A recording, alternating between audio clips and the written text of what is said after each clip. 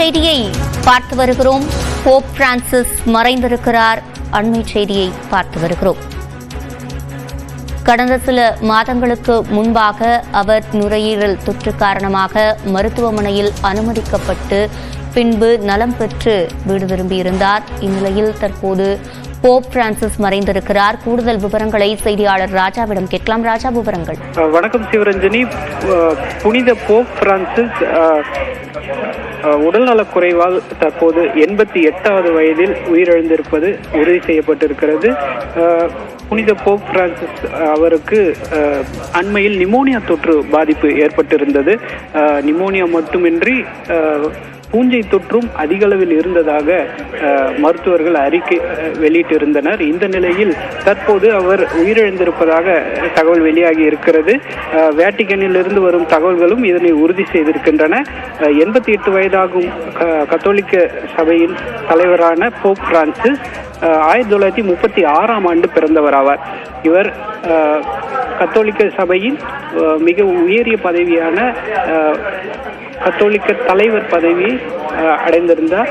இவருக்கு அண்மையில் நிமோனியா பாதிப்பு ஏற்பட்டிருந்ததால் ஒரு 15 நாட்கள் வரை தொடர் சிகிச்சையிலும் இருந்து வந்தார். இந்த நிலையில் ரோமில் உள்ள ஒரு சிறைச்சாலைக்கு அண்மையில் 2 நாட்களுக்கு முன்பு கூட உடல்நலம் மீண்டு உடல்நலக்குறைவு அதிலிருந்து மீண்டு அண்மையில் ரோமில் உள்ள ஒரு சிறைச்சாலைக்கும் அவர் சென்றிருந்தார். அதுவே கடைசியாக அவர் பொதுவெளியில் வந்திருந்த ஒரு சம்பவமாக இருக்கிறது.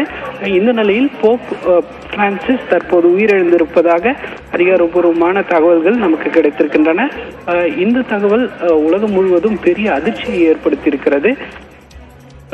அதாவது போப் பிரான்சிஸ் மறைவையொட்டி வாட்டிகன் நகரிலும் ஒரு பெரிய மக்கள் திரண்டு அழுது கொண்டிருப்பதை நாம் பார்க்க முடிகிறது.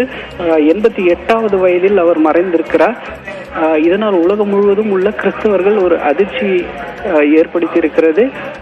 நிமோனியா காய்ச்சலிலிருந்து அவர் மீண்டு வந்திருந்த போதிலும் தற்போது அவருக்கு உடல்நிலையில் ஒரு பின்னடைவு ஏற்பட்டு அதில் அவர் உயிரிழந்திருப்பதாக நமக்கு தகவல் கிடைத்திருக்கிறது. சிவரஞ்சனி.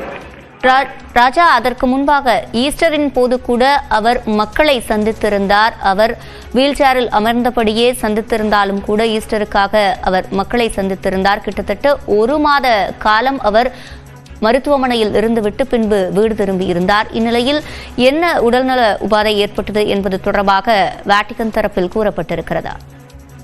அவருக்கு ஈஸ்டர் வாழ்த்து செய்தி அவர் அண்மையில் தெரிவித்திருந்தார். ஈஸ்டர் ஞாயிற்றுக்கிழமையான நேற்று அவர் பொதுமக்களுக்கு வாழ்த்து செய்தியும் தெரிவித்திருந்தார். இந்த நிலையில் அவருக்கு உடல்நிலையில் முக்கியமாக வயது மூப்பு ஒரு மிக முக்கியமாக காரணமாக பார்க்கப்படுகிறது.